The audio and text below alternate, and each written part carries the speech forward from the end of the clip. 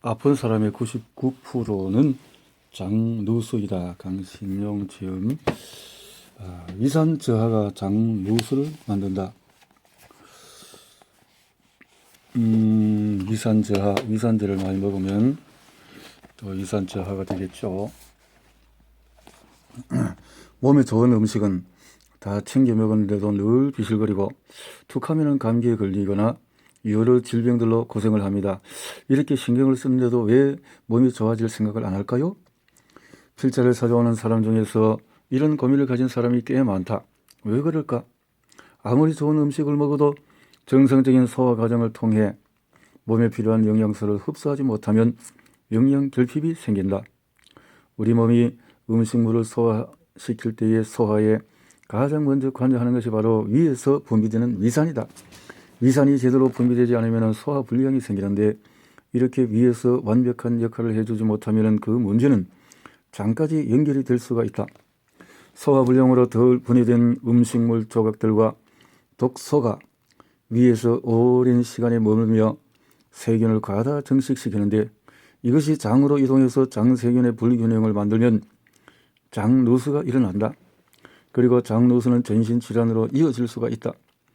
질병에 잘 걸리는 사람들의 특징 중에서 하나가 위산 분비가 원활치 않다는 것이다. 더 큰 문제는 위산 분비 저하를 잘 인지하지 못하고 사소한 증상이라고 생각하고 넘겨버린다는 사실이다. 장누수를 예방하고 건강하기를 원한다면 위산이 잘 분비되고 있는지 내 몸의 소화 작용에 늘 관심을 가져야 한다.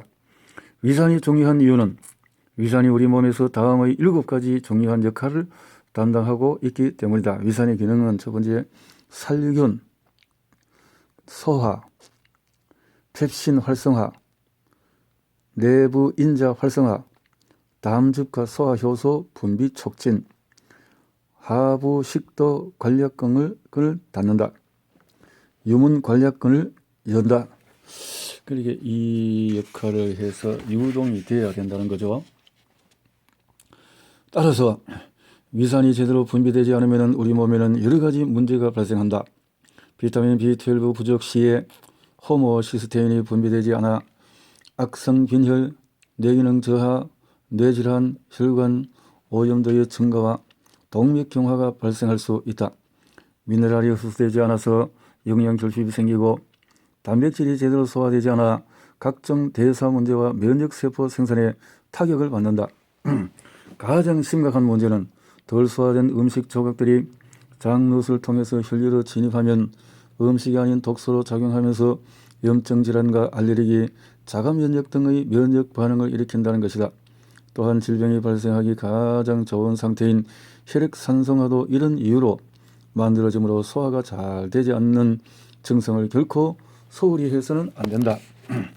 더불어 위산이 저하되면 위산의 주요 기능인 살균 기능이 떨어져서 장의 세균이 과다 증식된다. 이 세균들이 장세포를 공격함으로써 장누수가 일어난다.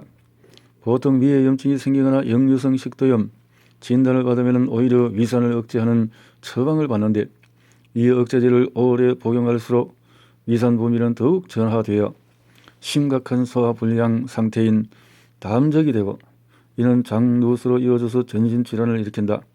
소화만 잘 되어도 건강하게 살 수 있다는 말이 나온 것도 이러한 이유들 때문이다.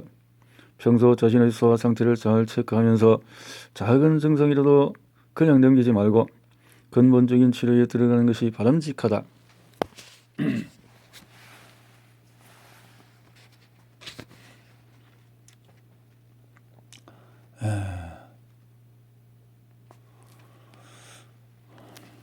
장내 세균 불균형이 장누수를 만든다. 우리의 장 속에 친구이자 적인 세균들이 살고 있다. 우리 몸은 장내 세균들에게 속식을 제공하고 인체가 할 수 없는 많은 생리적인 기능들을 반대 급부로 얻는다. 그래서 장내 세균은 미래의 치유 솔루션으로 부각되고 있다. 이러한 장내 세균은 인류와 함께 공생해왔다. 장은 제2의 뇌, 장내 세균은 인간의 제2의 유전자라고 불릴 만큼 우리 몸에서 중요한 역할을 담당하고 있다. 건강한 사람의 장에는 유익균과 유해균이 85대 15의 비율로 존재한다. 이것이 장내 세균의 최적화 상태라고 할 수 있다. 음식을 먹었을 때 우리 몸에는 여러 가지 효소가 나와서 소화를 돕는데 그 효소들이 모든 음식을 다 소화할 수 있는 것이 아니다. 때때로 효소가 소화할 수 없는 음식물이 들어왔을 때 그 처리를 담당하는 것이 바로 장내 세균이다. 장내 세균이 그 음식을 먹이로 삼고 분해를 하게 된다. 그때 어떤 세균이 어떤 음식을 분해하느냐에 따라서 분해된 결과물이 우리 몸에서 에너지 효소로 작용하기도 하고 독소로 작용하기도 한다. 최근에는 장내 세균이 인간의 건강에 밀접한 영향을 준다는 사실들이 속속 밝혀지고 있다. 장내 세균이 만들어지는 만성질환,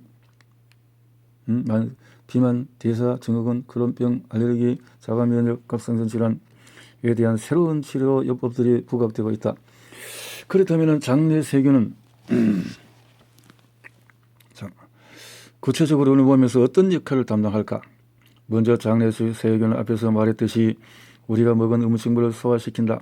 설탕, 녹말, 식이섬유를 분해할 수 있는 효소를 생산하여 그들을 소화한 후에 영양소를 흡수하게 만든다.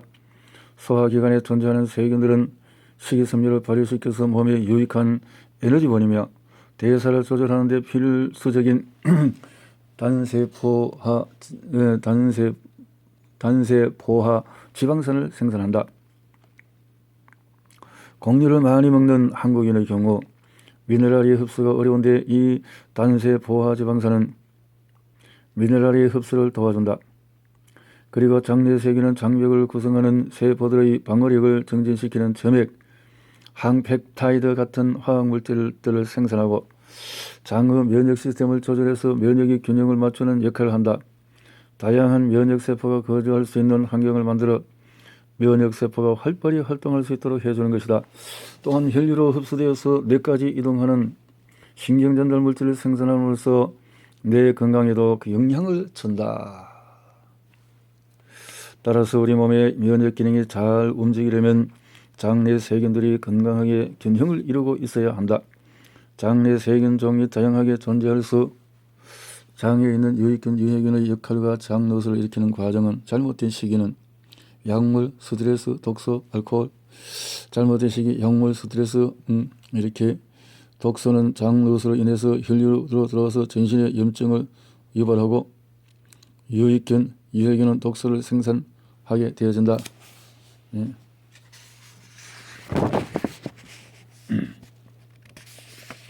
우리 몸에 질병이 생겼을 때 세균의 종이 다양해야 치료가 용이하기 때문이다. 만약에 어떤 질병이 생겼을 때 그 병을 담당하는 장내 세균이 없다면 문제가 될 수도 있다. 우리가 흔히 아는 생리불순, 만성피로, 두통, 우울증, 비만, 대사증후군, 여드름, 습진, 알레르기 질환 등이 모두 이러한 장내 세균 불균형으로부터 시작된다. 장내 세균의 8가지 기능은 면역 기능, 해독, 염증, 신경전달 물질, 비타민 생성, 영양소 흡수, 배고픔과 포만감 신호, 탄수화물 소화와 인체에 유익한 단세포화 지방산 생산. 장내 세균 불균형은 왜 생기는 것일까? 그렇다면 장내 세균 불균형은 왜 일어나나요? 먼저 포화지방이나 트랜스지방의 고지방 시기가 장내 세균의 불균형을 만든다. 또 설탕 가공식품, 식품 첨가물 장내 세균 불균형, 제초제 살충제 장내 세균의 불균형을 또 가공식품들, 또 수돗물, 염소와 불소, 알코올도 위산 분비 저하로 스트레스를 받거나 지속적으로 약물을 복용하는 경우도 장벽의 방어 기능이 약화되어 장내 세균의 균형이 무너진다. 장내 세균 불균형이 일어났을 때 나타날 수 있는 흔한 증상 중 하나가 바로 소장내 세균 과다 증식 시보이다. 소장내 세균 과다 증식이 일어나면 가민성 장증후군이 발생할 가능성이 높고 누수를 통해서 더 심각한 전신질환으로 이어질 수가 있다. 장내 세균이 다양하고 균형을 이룰 때에 우리는 그 사람을 보고 건강하다고 말한다. 그러나 식생활의 변화를 거듭하면서 현대인들의 장내 세균은 그 종류도 다양하지 않을 뿐더러 유해 기운이 훨씬 증식할 수밖에 없는 상태가 되었다. 설탕이 길들여지고 고지방식이 정제 가공된 음식을 과다 섭취하고 식이섬유를 섭취하지 않으므로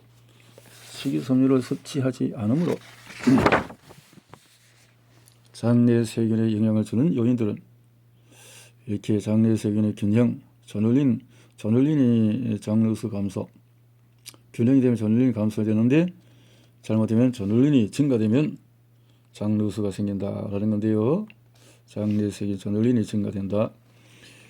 유익균이 제대로 살 수 없는 환경, 현대인의 최대 고민거리라고 할 수 있는 비만, 장내 세균 불균형인 사람에게 훨씬 많이 나타난다. 그럼 어떤 여러 가지 음식을 많이 먹으면 장내 세균이 많아지나요? 그렇지 않다. 잘못된 시기는 오히려 장내 세균의 다양성을 결핍시키고 균형을 무너뜨린다.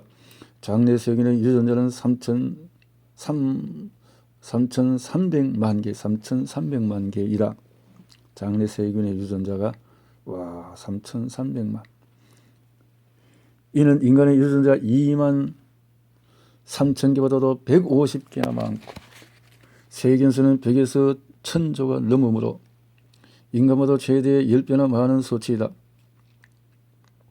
장에 존재하는 세균의 다양한 서로 인체와 서로 소통하며 장기와 대사에 영향을 주므로 올바른 시기를 통해 다양한 세균의 균형을 이루도록 하는 것이 무엇보다도 중요하다. 장내 세균 불균형이 유발하는 대사증후군 5대 증상은 식욕 촉진, 복부 비만, 혈압 상승, 중성 체질, HDL 감소, 인슐린 저항성. 그래서 혈압 상승하는 것들, 장내 세균의 불균형에서 장누수를 막으려면 장내 세균 불균형부터 잡아야 한다. 장내 세균 불균형은 장내 세균의 비정상 구성과 분포와 관련이 있다. 이러한 불균형은 위장관 내 세균이 너무 많거나 혹은 적게 존재하거나 세균의 종류가 다양하지 않거나 유익균과 유해균의 기회균 비율이 불균형하거나 세균들이 잘못된 장소에서 성장할 경우에 발생한다. 이 중에 하나라도 문제가 생기면 음식물을 소화시키고 장벽 건강을 유지하는 데 심각한 영향을 줄 수 있다. 또 면역 시스템 조절을 하는 데도 영향을 미친다. 장내 세균 불균형이 우리 건강에 있어서 이렇게 많은 영향을 미침에도 불구하고 이 사실을 제대로 인지하게 된 것은 불과 1990년대 후반부터다. 가장 심각한 것은 장내 세균 불균형이 장누수에도 직접적인 영향을 미친다는 사실이다. 장내 세균의 균형이 이루어지면 장벽 세포의 결합을 타이트하게 조절하며 장벽을 튼튼하게 보호할 수 있을 뿐만 아니라 장내 장벽, 코장벽, 기도장벽, 피부장벽, 생식 등 우리 인체에 있는 모든 상피 장벽의 누수를 조절하게 된다. 만약에 혈내, 코, 기도, 피부 중에서 어느 한 곳에 염증이나 질환이 발생했다면 해당 장벽에 누수가 생겼음을 의미하며 이는 곧 장내 세균 불균형이 일어났다는 뜻이 될 수도 있다. 장벽이 뚫리고 누수를 통해서 장 밖으로 나온 나쁜 균들은 우리 몸 안을 돌아다니다가 곳곳에서 염증을 일으킨다. 두뇌에 정착하면 두뇌에 염증이 생기면서 우울증, 불면증, 알츠하이머 등의 두뇌 질환이 일어나고 피부에 정착하면 피부에 염증이 발생하면서 아토피, 습진, 여드름, 벌진 등의 피부 질환이 일어나게 된다.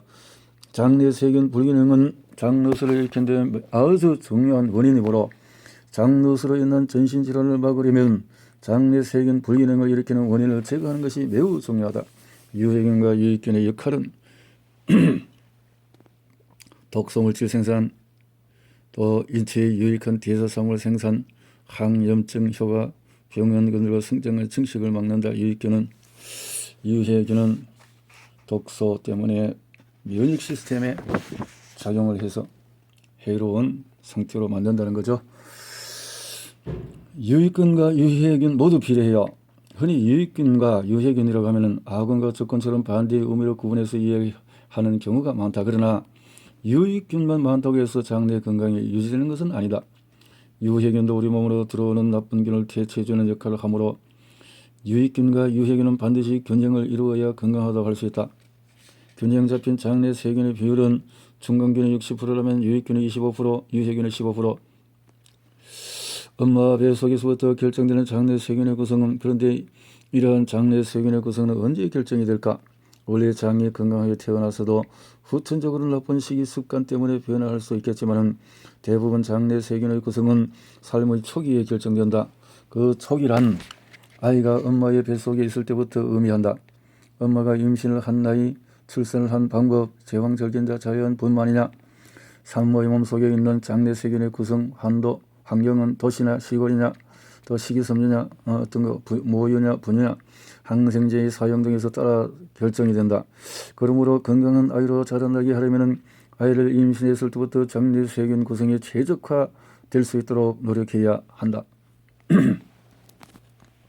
필자를 찾아오는 많은 사람들 중에서 아주 어린 아이인데 아토피와 각종 알레르기 질환을 많이 앓으며 고통받다가 온 경우가 있다. 기존의 어떤 치료로도 낫지 않고 장내 세균으로 인한 장누수가 원인인 경우가 많다. 이런 경우에 더 늦기 전에 식습관을 고치고 장누수를 막아서 더 큰 전신 질환으로 이어지지 않도록 치료를 해주어야 한다. 장내 세균의 구성은 아주 어릴 때에 이미 형성이 되기는 하지만 성인이 되었을 때에도 치료를 통해서 장내 환경을 변화시킬 수 있다. 바로 해독을 통해서다. 장내 세균 불균형은 곧 우리 몸속의 유해균으로 인해 독소가 많아진 것이므로 그것을 제거하고 환경을 바꿔주는 과정을 통해서 치료할 수 있다. 이 내용에 대해서는 뒷부분에 더 공부를 해보기로 하겠습니다. 그래서 장내 세균의 균형과 불균형, 세균이 풍부하고 균형을 이루면 이렇게 되고 장내 세균이 불균형이 되면 이렇게 되지고 자 이렇게 모습이 정상적인 면역 시스템이 작동하고 T세포, LJ 항체가 조성되지만은 그러나 불균형이 되면 면역 조절에 장애가 발생하고 자가 면역 질환, 만성 근육통, 대사증후군이 생긴다. 장내 세균을 잘 관리하기 위해서 할 수 있는 몇 가지 방법은 먼저 정수된 물을 마시고 쏟아낸 물에서 염소 등을 장을 해치는 화학물질이므로 가정에서는 깨끗하게 정수된 물을 마실 수 있도록 한다. 요즘 평생 다이어트로 화제가 되고 있는 간헐적 단식도 도움이 된다. 인지는 음식을 먹지 않을 때에 지방을 필요로 하는 전환하는 기능이 있는데 이때 인지는 지방을 케톤이라는 특별한 물질로 분해시킨다. 이 물질은 간헐적 단식과 깊은 연관이 있다. 실제로 간헐적 단식으로 열량 섭취를 줄이면 노화가 늦춰지고 노화로 인한 만성 질병이 줄어들어서 수명이 연장된다는 사실은 오래전부터 전해져 왔다. 하지만 최근 과학 연구로 이 사실이 입증되면서 간헐적 단식은 인슐린 민감성이 높아지고 전신의 산화 스트레스가 줄며 스트레스를 관리하고 질병에 저항하는 유전자 발현이 촉발되고 지방을 잘 태우는 인체로 변화한다고 밝혀졌다. 이런 작용들은 모두 장내 세균의 건강을 유지하는 비결이 된다. 간헐적 단식은 평상시에는 저녁 7시부터 아침 7시 혹은 10시까지에서 12시에서 16시간 정도의 매일 간헐적 단식을 하는 것도 효과적이다. 최근 한 다큐멘터리를 통해서 다뤄지기도 한 유산균 또한 장내 세균의 균형을 유지하는 비결이다. 시중에서 흔히 구입할 수 있는 5가지 종류의 유산균은 많은 도움이 된다. 핵심은 5가지는 락토바실러스 플란타룸, 락토바실러스 아시도필루스, 락토바실러스 브레비스, 비피도박테리움 락티스, 비피도박테리움 롱굼 이런 게 있네요. 5가지. 유산균의 효과는 장벽을 강화하고 장투과성을 감소시킨다. 혈액 속으로 들어가면 위험할 수 있는 염증성 분자인 리포다당류를 감소시킨다. 뇌 성장 호르몬인 BDNF를 증가시킨다. 잠재적으로 해를 끼칠 수 있는 세균군을 제거할 수 있도록 전반적인 균형을 유지한다. 전반적으로 도움이 될 수 있도록 이렇게 도움을 전달하는 거죠. 마지막으로 프로바이오틱스의 강황 코코넛 오일, 알파 리포산, 오메가3, 비타민 D도 장내 세균의 균형을 잡는 데 도움을 준다. 그리고 무엇보다도 우리 몸으로 들어오는 1차적인 물질인 음식으로부터 잘 관리하는 것이 중요한데 장내 세균을 균형 있게 유지하는 데 혁명적인 역할을 하는 음식을 정리해 보았다. 장내 세균 혁명 음식은 채소, 잎채소와 상추, 콜라드, 시금치, 브로콜리, 케일, 건대, 양배추, 양파, 버섯, 콜리플라워, 미니 양배추, 껍질, 콩, 샐러리, 청경채, 무, 미나리, 순무, 아스파라거스, 마늘, 대파, 쪽파, 생강, 파슬리 이런 것이 있고 저당 과일로서는 채소, 아보카도, 피망, 오이, 토마토, zucchini, 호박, 가지, 레몬, 라임, 발효식품으로서는 요구르트, 채소 절인 김치, 발효 고기, 생선, 달걀, 건강한 지방은 엑스트라 버진 올리브, 참기름, 코코넛 오일, 풀을 먹고 자란 동물의 기름, 유기농 혹은 방목한 동물 버터, 기버터, 아몬드 밀크, 아보카도, 코코넛, 올리브, 견과류, 견과류 버터, 자이언치즈, 씨앗, 이런 것들. 아마씨, 해바라기씨, 호박씨, 참깨씨, 치아씨 이렇게 있는데 해바라기씨는 조금. 단백질은 방사, 유정란, 양식을 제외한 야생 어류, 조개류와 연체, 동물, 풀을 먹고 자란 고기, 조류, 가금류, 방목에서 키운 고기들, 이런 것들이 야생동물이 도움이 된다. 단백질은 어떻든 이게 야생으로 풀로 이렇게 키워야만 큰 도움이 되는 거죠.